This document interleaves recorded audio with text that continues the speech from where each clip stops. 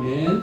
자, 오늘 우리에게 주신 하나님의 말씀은 창세기 20장 1절에서 7절까지 말씀입니다. 창세기 20장 1절로 7절까지 말씀입니다. 자, 창세기 20장 1절에서 7절 함께 교독하도록 하겠습니다. 제가 1절 읽습니다. 아브라함이 거기서 네게브 땅으로 옮겨가 가데스와 술 사이 그랄에 거류하며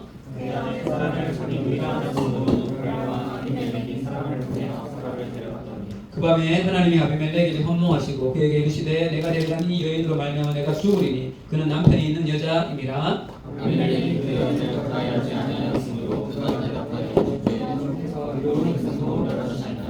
그가 나에게 이는 내 누이라고 하지 아니하였나이까. 그 여인도 그는 내 오라비라 하였사오니 나는 온전한 마음과 깨끗한 손으로 이렇게 하였나이다.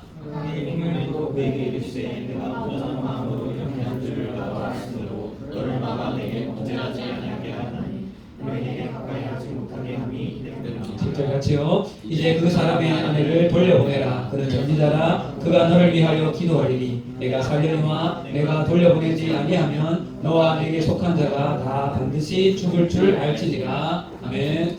반갑습니다 여러분. 네, 여러분 인사합시다. 잘 오셨습니다. 잘 오셨습니다. 네, 반갑습니다.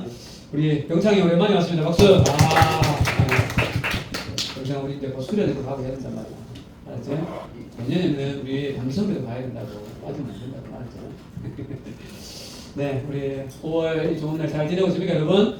네, 이번 주는 너무 덥다 그죠? 다음 주면 되니까 또 날씨가 좋던데 우리 좋은 일들이 많았으면 좋겠습니다. 자, 우리 지금 같이 또 말씀 속으로 한번 집중해서 들어가 보도록 합시다. 자, 이제 우리는 창세기 몇 장으로 왔습니까? 20장으로 왔습니다. 지난 19장에서 우리는 롯에 대해서 같이 묵상을 했습니다. 롯. 참 생각해 볼 것이 많은 롯이었죠. 롯은 큰 틀에서 보면 아브라함 언약의 빅텐트 안에 함께 속한 의로운 자였습니다. 그러나 그의 삶을 이끄는 것은 언약이 아니라 자신의 눈에 좋아 보이는 것이 그의 삶을 이끌었죠. 그 결과 그가 정착하게 된 곳이 바로 당시에 가장 타락한 곳이라고 하는 소돔 땅이 그의 삶의 마지막 장소가 되어버리는 모습이었습니다. 롯의 이런 태도는 여러분 비록 그가 하나님의 뜻에 대해서 이해는 하고 있었지만 하나님의 언약을 알고 있었지만 그는 거룩의 파워를 잃어버린 맛을 잃은 소금과 같은 사람이 되는 마지막을 맞이하게 되었습니다. 그럼 우리는 롯의 이런 모습을 보면서 롯과 같이 우리도 한 발은 하나님께 한 발은 세상에 두는 우리의 삶을 철저히 경계했으면 좋겠습니다. 자, 그리고 우리는 20장으로 넘어왔습니다. 그리고 창세기는 다시 우리의 주인공 누구에게로 집중하는가 하면 아브라함에게로 집중합니다. 근데 여러분 놀랍게도 오늘 본문 속에 아브라함은 우리가 기대했던 아브라함의 모습이 전혀 아니라는 사실이에요.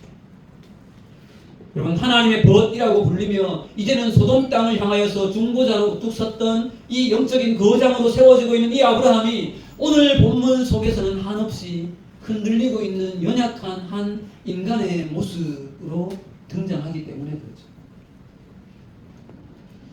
자, 여러분 오늘 이 본문을 통해서 여러분 우리는 여러 상황들로 인하여서 아브라함이 그 잘못된 결정 하나로 인하여서 그것이 얼마나 하나님의 언약을 심각하게 치명적인 하나님의 언약에 어려움을 줄 수 있는가를 우리는 목도하게 되었습니다. 그러면서 여러분 우리의 삶의 여정에도 이러한 실수를 하지 말아야겠다는 매우 중요한 도전과 교훈을 받게 되는 본문이 오늘 20장의 본문이에요. 자, 오늘 말씀을 한번 제목 읽어봅시다. 시작. 두려움을 넘어 하나님의 말씀을 붙잡으라. 두려움을 넘어 하나님의 말씀을 붙잡으라.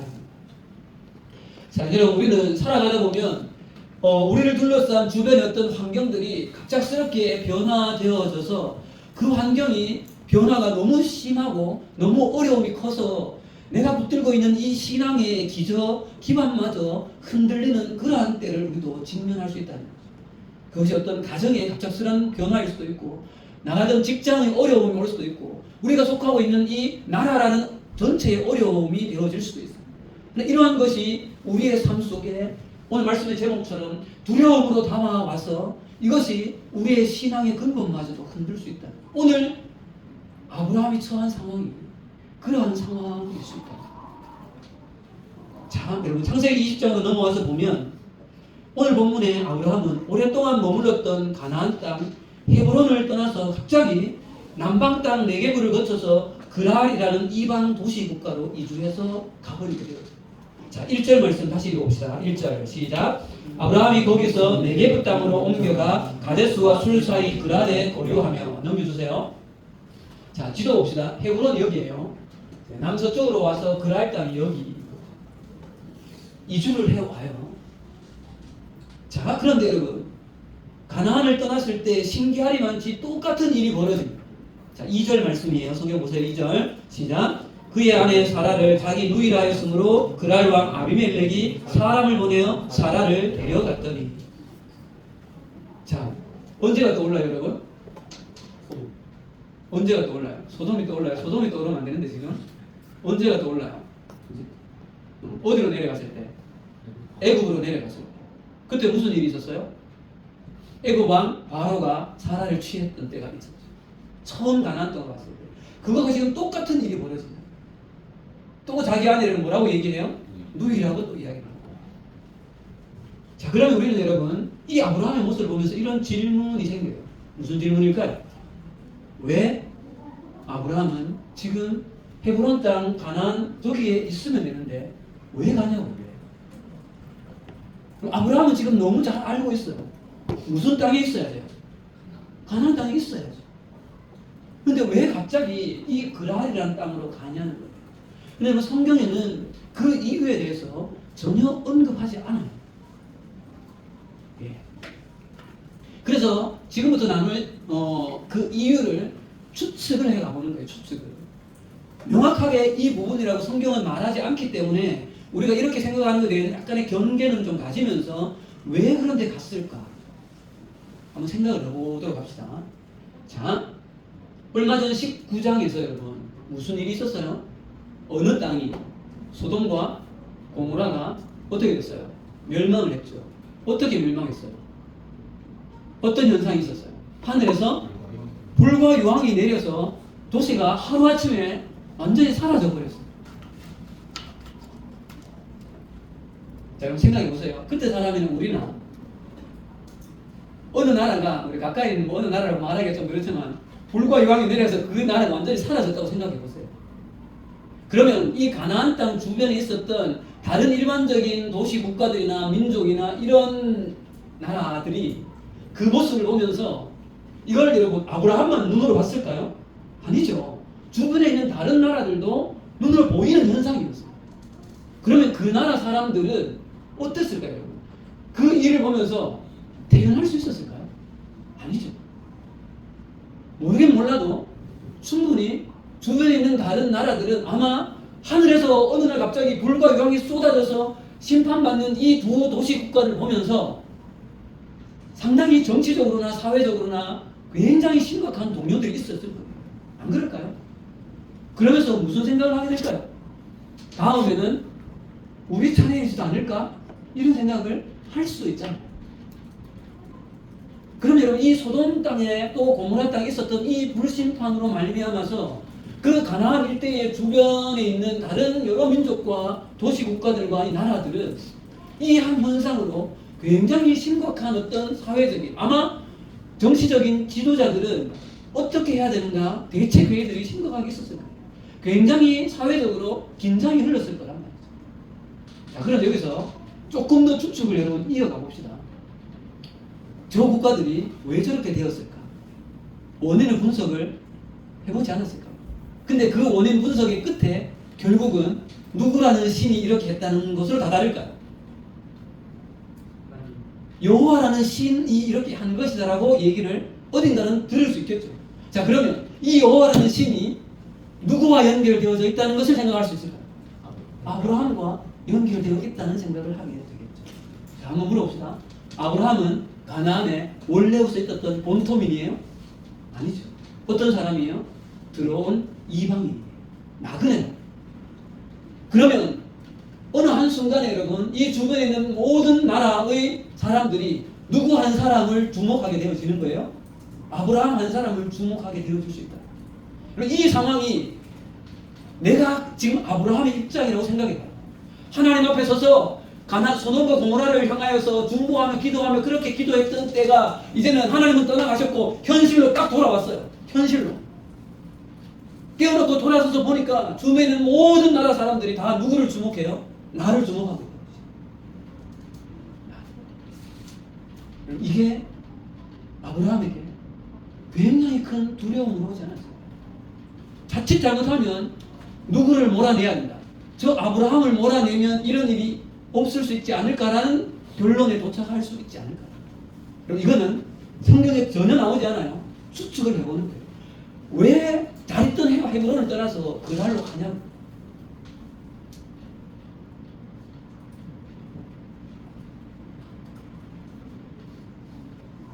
자, 소돔과 고모라의 이 불심판 이슈로 갑자기 가나안의 모든 국가들의 정세가 매우 불안정한 상황으로 돌아가게 되면서 이 상황이 아브라함에게는 어쩌면 걷잡을 수 없는 두려움으로 그에게 찾아오게 되어졌다는 거죠. 그래서 이 국제정세, 이 요동함 앞에 언약의 주인공이자 하나님의 보수로 세워졌던 우리의 주인공 아브라함은 어떻게 보면 목숨에 대한 두려움과 미래에 대한 엄청난 불안감이 그를 찾아올 수 있습니다. 그러니까 결국 어떤 결정을 해요? 안 되겠다, 여기를 떠나야겠다라고 결정하셨습니다. 그리고 이 부분에 대해서는 저도 이렇게 검색을 해보니까 신학자들도 타당하지 않다고 보진 않아요. 그러나 개혁주의적인 관점에서 보면 이것이 직접적인 원인이라고 성경에 나타나지는 않기 때문에 이것이 100% 완전한 이유라고 보기는 어려워요. 이거는 약간 경계가 필요한 관점이긴 해요. 그러나 그는 어쨌든 떠났어요. 근데 우리가 지금 주목해야 할 부분은요. 주목해야 할 부분은 아브라함이 그랄로 이동한 이 이동은 단순히 아브라함이 사는 장소를 옮긴 이사의 문제가 아니라는 거예요. 이게 그냥 이사간 정도의 문제가 아니라는 거죠.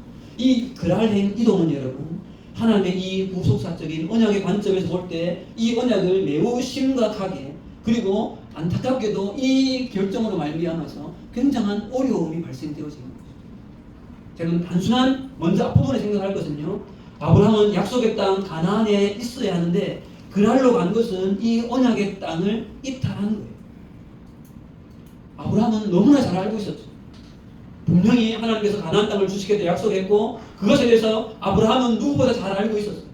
그러나 두려움이 찾아오자 그는 약속의 땅의 경계를 넘어갔고 그러나 이것이 한 번이 아니라 벌써 두 번째 똑같은 일을 실수를 반복하고 있다는 거예요. 자, 한번 물어보겠습니다, 여러분. 아브라함은 그랄로 가면 어떤 일이 벌어질까? 자기 아내에게 어떤 일이 벌어질까에 대해서 알았을까요? 몰랐을까요? 충분히 알았다고 생각할 수 있어요. 왜냐하면 지금 제가 이걸 찾지 않아서 20장의 뒷부분에 가면 이미 내가 가는 곳에서 어려움이 생기면 너는 나의 누이라고 하고 나는 이렇게 약속까지 우리가 이미 해놓은 상태라. 그거는 다른 곳에 갔을 때 이런 어려움들이 분명히 있을 거라고 생각했기 때문에 부부간에 이렇게 약속한 거예요. 분명히 그는 알았어요. 그런데 그럼에도 불구하고 똑같은 실수를 방하고 말이죠. 자, 근데 지금부터가 여러분, 이 부분은 충분히 우리가 해석할 수 있는 부분이고, 그 다음 상황을 가봅시다, 여러분. 아브라함의 이 그랄행 결정이 단순히 약속의 땅을 떠났다. 그것이 지난번하고 똑같은 실수를 또 범한 것이다. 정도로 그 정도의 문제를 훨씬 뛰어넘는 여러분 하나님의 언약 전체를 산산조각 낼 수 있는 심각한 결정타를 주는 문제라는 사실. 왜 그럴까요? 자, 한번 따져봅시다, 여러분. 왜 그런가? 저도 여러분 이 사실을 알고 사실 조금 놀랐어요. 자, 그리고 18장에서 사람의 모습을 입고 하나님께서 찾아오셨죠. 사람의 모습을 입고 그때 아브라함과 사라에게 뭐를 약속했어요? 언제 내가 아들을 주겠다.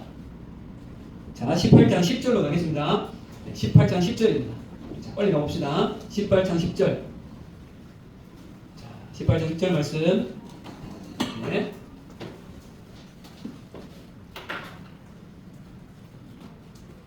네. 18장 10절 말씀. 네. 여기 안쪽에 앉아보도록 할게요. 네. 뭐 뒷머리가 자, 10절 말씀 읽어보겠습니다. 시작. 그가 이르시되 내년 이맘때에 내가 반드시 내게로 돌아오리니 내 아내 사라에게 아들이 있으리라 하시니 사라가 그 뒤 장막문에서 들었더라. 여러분 언제 아들을 주겠다라고 못 박으셨어요? 내년 이맘때에. 내년 이맘때면 딱 지금 12개월 정도 남았다고 볼 수 있어요. 하나님은 내년 1년 뒤에 언약의 자손 이 이삭을 주시겠다라고 25년의 기다림 끝에 약속을 해주셨다. 그죠? 네. 그런데 아브라함과 사라는 이 약속의 말씀을 똑똑히 들었어요. 여러분 1년은 12개월입니다. 지금 여러분 그날로 간 이때의 이동 거리도 있으니까 이거를 대략 한 달 정도로 잡아봅시다. 그럼 지금 이삭이 태어나기 몇 달 전이에요? 11개월 전이라고. 근데 지금 그날로 갔을 때 누가 아내를 취해 가버렸어요? 아비멜렉이 취해 갔다고. 아비멜렉과 사라가 동침했다면 1년 후에 보통 아기가 몇 달 후에 태어나요? 10개월 정도에 태어나잖아요. 그럼 이 아들은 누구 아들이에요? 만약에 하나님께서 아비멜렉과 둘 사이에 그 태의 문을 닫고 아브라함이 다시 데려와서 동침하여서 아들을 낳는다고 해도 세상 사람들은 뭐라고 생각을 할까요? 아비멜렉의 아들이라고 생각할 수 있다. 그리고 이런 관점에서 보면 지금 이 그랄행으로 가면 아비멜렉이 나의 아내를 취할 것이라고 안다고 그랬잖아요. 근데도 여기를 간다는 것은 하나님의 이 언약 자체가 깨어질 수 있는 심각한 위기인 거죠. 그렇지 않을까요? 이삭 출생이 12개월 정도를 앞둔 시점에서 주변 정세의 두려움에 휩싸여서 이방 땅 그랄로 내려가게 되는 이 일은 여러분 정말 하나님의 이 언약에 심각한 문제가 생깁니다. 그리고 이 문제를 어느 정도까지도 여러분 확장해 볼 수 있는가 하면 아브라함의 이 그랄행 선택은 창세기 3장 15절에 여자의 후손을 통하여서 온 인류를 구속하시겠다는 하나님의 이 거대한 구속사의 관점이 지금 흘러가고 있는 이 그런 전체를 파토낼 수 있는 그런 심각한 문제라는 거예요. 그래서 여러분 하나님께서 지금 이 상황이 얼마나 급박하셨으면 그날 밤에 바로 누구를 찾아와요? 그랄 왕 아비멜렉을 찾아오십니다. 자 3절 읽어봅시다. 3절 읽어보겠습니다. 시작. 그 밤에 하나님이 아비멜렉에게 현몽하시고 그에게 이르시되 내게 데려간 이 여인으로 말미암아 내가 죽으리니 그는 남편이 있는 여자입니다. 그 여인으로 말미암아 네가 죽으리니 뭘 하면요? 동침하면 너는 죽는다는 거예요.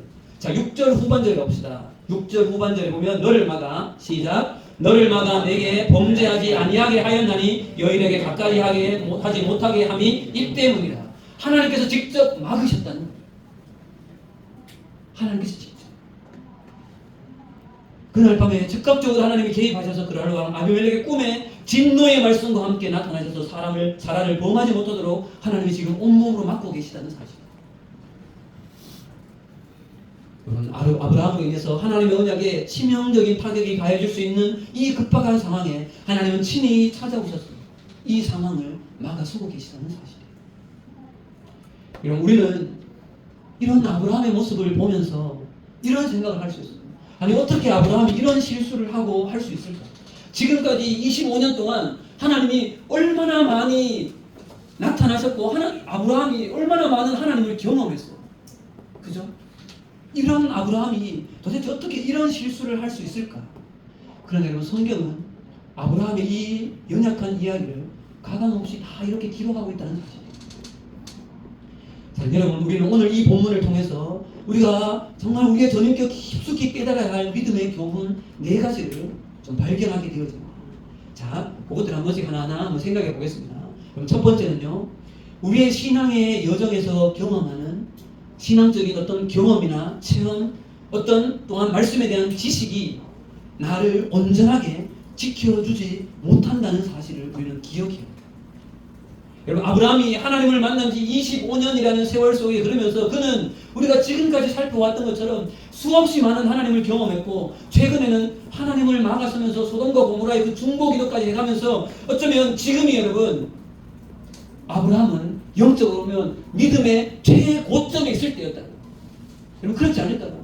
믿음의 최고점에 있는 타이밍이에요. 그런데 이때 여러분 아브라함은 실수합니다. 그런데 여러분 25년의 이 찬란한 영적 체험과 신앙적인 지식도 그의 눈앞에 닥친 이 현실적인 두려움 앞에서 그는 실수를 하고 맙니다.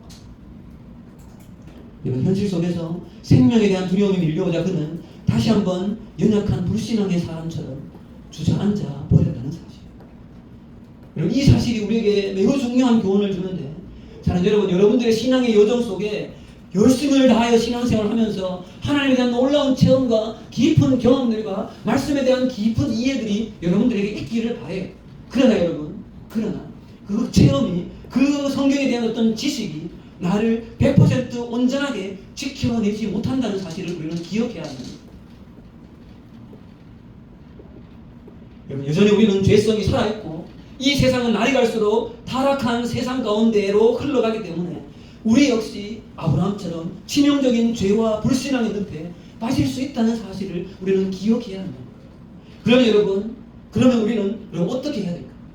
우리는 여러분, 믿음의 성숙에 이르면 이를수록 내가 믿음의 높은 단계에 이르렀다라고 여러분 교만할 것이 아니라 우리는 절대적으로 겸손하고 또 겸손해야 한다는 사실.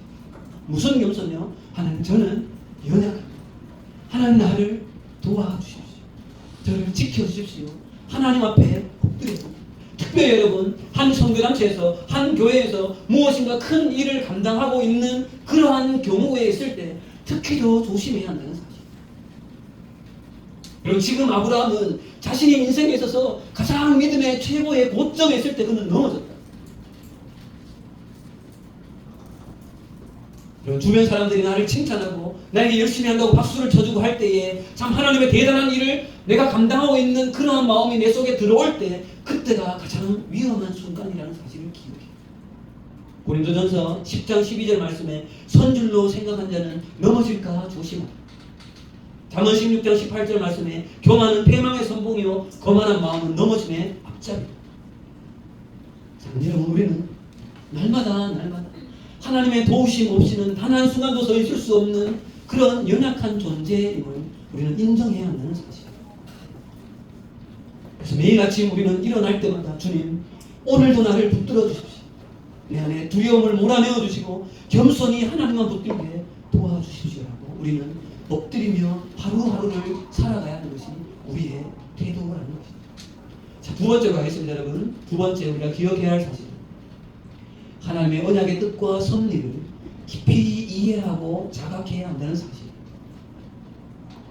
한 번 더요. 하나님의 언약의 뜻과 섭리를 깊이 이해하고 자각해야 한다는 사실. 여러분, 아브라함의 이 두 번째 결정적인 실수는 자신을 향한 하나님의 이 구속의 언약의 섭리에 대해서 깊이 인식하지 못한 데에서 오는 실수였다는 거죠. 만약 그가 가나안 땅이 약속의 땅이고 내년 이맘때에 아들을 주시겠다라는 이 하나님의 뜻과 말씀을 정말 생명처럼 여기고 그 말씀을 자신의 전인격 가운데 새기고 그 언약의 말씀의 렌즈로 세상을 계속해서 보았다면 아마 오늘의 이 실수는 하지 않았을까 생각합니다. 자, 한번 질문해 보겠습니다, 여러분. 좀 재미있는 질문이 될 수도 있어요. 아브라함과 오늘 우리 중에 하나님의 언약의 뜻과 섭리를 더 잘 아는 사람이 누굴까요? 아브라함과 우리 중에 하나님의 뜻과 섭리에 대해서 더 명확하게 잘 알 수 있는 사람이 아브라함일까요? 우리일까요? 우리. 왜요? 이미 다 알고 있으니까. 예수님. 이미 다 알고 있으니까. 예수님에 대해서. 좋아요. 아주. 또 혹시 다른 이유? 에어컨만 쓰면서 성경책 다 볼 수 있으니까. 네, 맞아요. 그럼 두 분의 말이 합쳐 정답. 우리에게는 여러분 완전한 하나님의 언약의 절대적인 온전한 진리가 이 속에 다 있다는 거예요, 여러분. 아브라함이 아무리 많이 알았다고 해도 그가 100% 다 아는 것은 아니죠. 그러나 우리에게는 성경 66권에 하나님의 모든 진리가 언약의 구속자적인 관점의 모든 진리가 여기에 다 있다는 것이죠. 우리는 이 성경 속에 담긴 하나님의 뜻을 명확하게 인지하고 붙들어요. 그래서 우리는 날마다 성경을 묵상하고 연구하고 읽고 깨달아 가야 하는 것이죠. 하나님의 거대한 섭리를 우리가 잘 알아갈 때에 우리 눈앞에 환경이 요동칠 때도 말씀 위에 우리의 삶을 끊임없이 계속해서 세워간다면 그래도 우리는 덜 넘어질 수 있는 것이죠. 여러분, 여러분의 인생의 집을 말씀 위에 견고하게 세워가시기를 간절히 바랍니다. 신약의 예수님도 말씀하셨잖아요. 모래 위에 세운 집과 반석 위에 세운 집. 우리의 반석이 무엇이에요? 말씀이 우리의 반석이에요. 우리 개혁주의를 따르는 우리 대한민국 장로회가 다른 것보다 교단보다 철저하게 더 나은 이유는 여러분 바로 이 성경 말씀에 우리의 인생을 계속해서 세워가고 있다. 성경의 무엇을 절대적으로 강조하고 있는 교단이 우리 교단이에요. 자, 세 번째로 여러분 가보겠습니다. 세 번째로, 그러나 여러분 그럼에도 불구하고 우리 인생의 여정 속에서도 내 영혼이 말할 수 없는 불안과 두려움 속에 사로잡힐 때가 충분히 있을 수 있다는 사실이에요. 그럴 때 우리는 철저히 하나님 앞에 엎드려 기도하며 하나님의 도우심을 구해야 한다는 사실이에요. 우리가 살아가다 보면 이런저런 이슈로, 그것이 어느 날 갑자기 나에게 찾아오는 건강의 이슈로, 자녀의 문제로, 사업의 문제로, 그게 어떠한 이유이든지 정말 내가 오도 가도 할 수 없는 그런 진퇴양난에 정말 절망적인 두려움의 상황에 우리도 맞닥뜨릴 수 있다는 사실이에요. 여러분, 그 모든 상황이 나를 다 비껴갈까요? 아니라는 거죠.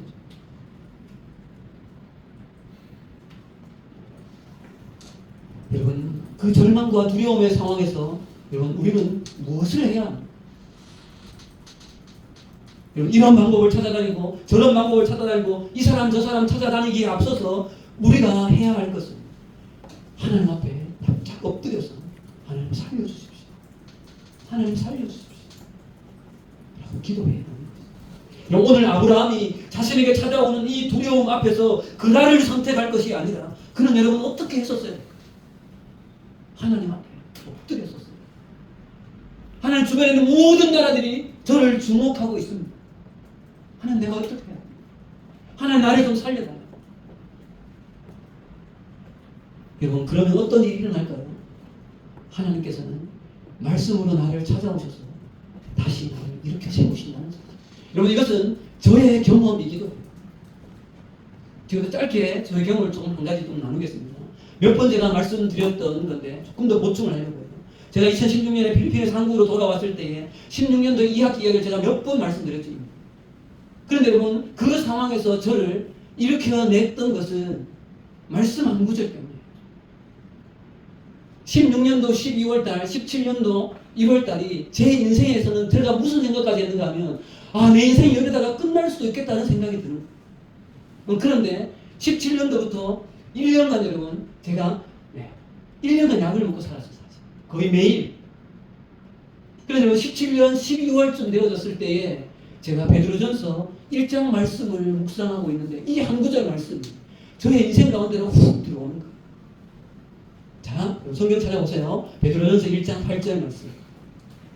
베드로전서 1장 8절 말씀.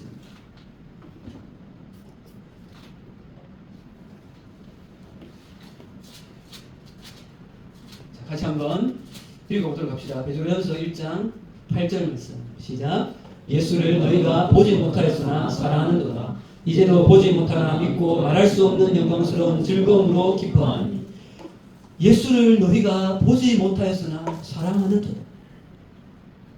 이 말씀 앞에 제가 탁 서는데 제 마음에 나도 예수를 본 적 없지만 주님, 저도 주님을 사랑합니다라는 고백 앞에 제가 얼마나 많이 이 말씀을 읽고 묵상하면서 많이 울었는지 몰라요. 그러면서 여러분, 이때부터 여러분 17년이 끝날 때잖아요. 18년도 1월 달부터 제가 이 자리에서 설교를 하기 시작했어요.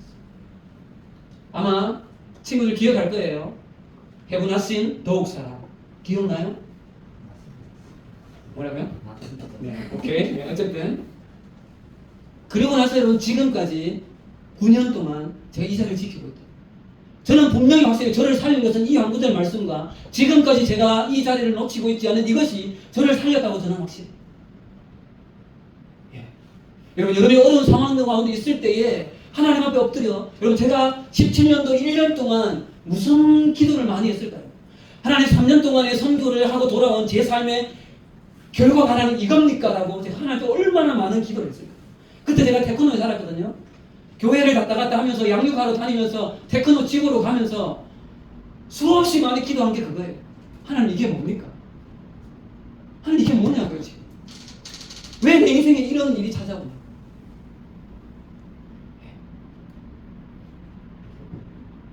그런데 여러분, 그런 순간에 때가 되어지니까 하나님께서 말씀으로 저를 찾아오시는 거예요. 우리의 삶과도 마찬가지예요. 여러분, 여러분의 인생 가운데 미안하지만 꽃길만 걸으세요. 그런데 안타깝게도 꽃길만 있지 않다는 사실이에요. 현실이 그래요.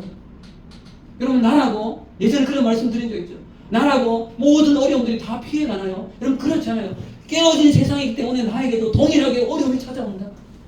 그럴 때 우리는 하나님 앞에 붙잡고 엎드려야 됩니다. 하나님 살려달라. 살려달라.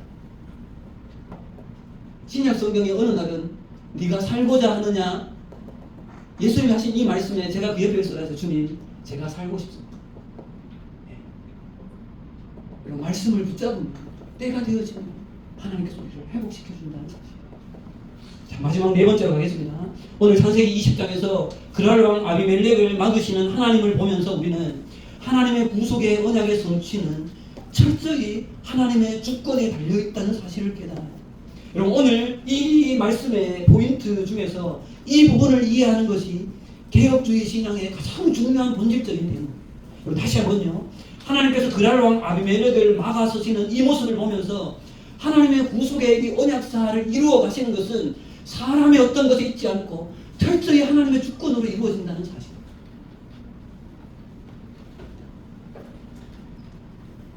여러분, 우리는 종종 착각합니다. 내가 이만큼 헌신해요. 내가 이렇게 신실하게 하나님의 뜻을 이루어내는 것이 나를 통해서 이루어지는 것이지. 내가 손을 놓으면 하나님의 일도 멈출 거예요. 이런 생각은 심각한 교만이고 착각. 오늘 본문에 보시면 아브라함은 철저히 실패했어요. 그는 신실하지 못했습니다. 그러나 하나님의 구속의 역사가 여러분 실패했습니까? 그렇지 않은 것이죠. 하나님은 당신의 주권적인 개입으로 아비멜렉을 막아서셨고 사라를 돌려보내셨으며 결국 우리는 알아요. 다음 장 21장에 약속대로 아브라함과 사라를 통하여서 이삭을 보내시는 거죠. 여러분, 반드시 기억하십시오. 하나님의 이 구속의 섭리는, 하나님의 나라는 인간의 신실함이 더해져야만 하나님의 언약이 이루어지고 하나님의 나라가 완성되어진다는 사실이 아니라는 거예요. 여러분, 구약의 이스라엘 백성들은 끊임없이 배반하고 그들은 신실하지 못했음에도 불구하고 하나님은 아브라함과 다윗의 혈통을 통하여서 마침내 이 땅에 예수 그리스도를 보내셨고 창세기 3장 15절에 그 원시 복음이 단 한 치의 오차도 없이 이 땅 가운데 완벽하게 하나님은 이루어내셨고 그 결과로 세워져 있는 것이 음부의 권세가 틈타지 못하는 교회라는 것이다. 그리고 그 열매가 누구예요? 여러분들과 제가 그 언약의 신실함을 이루어내신 하나님의 열매가 우리라는 사실. 그렇다면 우리는 아무것도 안 해도 될까요? 하나님이 다 알아서 하시니까 우리는 그냥 막 살아도 되나요?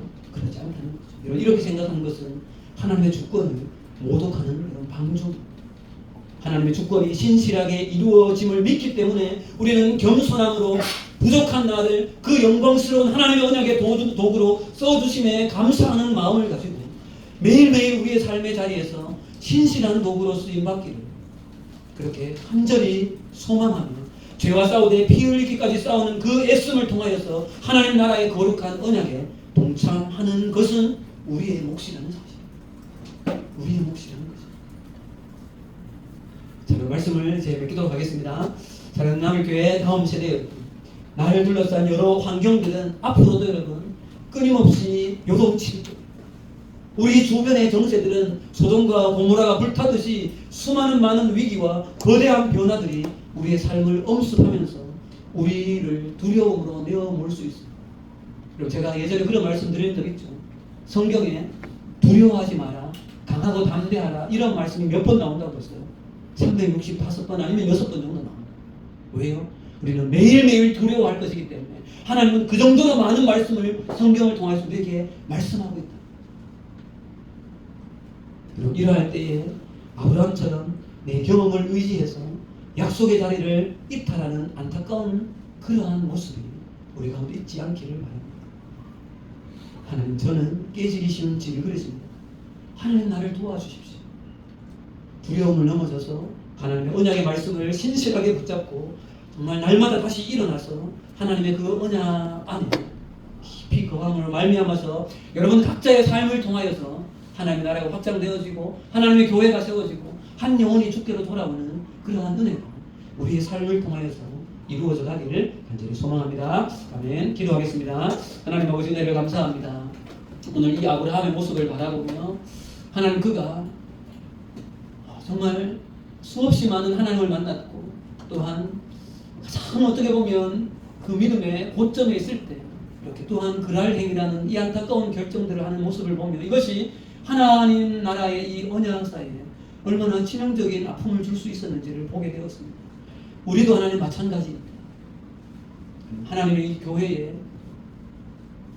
나의 모습이 하나님의 교회를 안타깝게도 정말 선하지 못한 영향이 줄 수 있음을 하나님 우리로 기억하게 도와주십시오. 그래서 우리가 날마다 하나님 두려워함으로 우리의 연약함을 주님 앞에 깨닫고 정말 겸손하게 하나님의 도우심과 은혜를 구하며 믿음으로 행하여 나아가는 우리가 되게 하시고 하나님의 복음의 진리가 무엇인지를 깊이 있게 깨닫고 그 진리 위에 우리의 인생의 정말 집을 견고하게 세워가는 우리가 되어줄 수 있도록 하나님 인도하여 주시옵소서. 감사하게 예수의 이름으로 기도합니다. 아멘.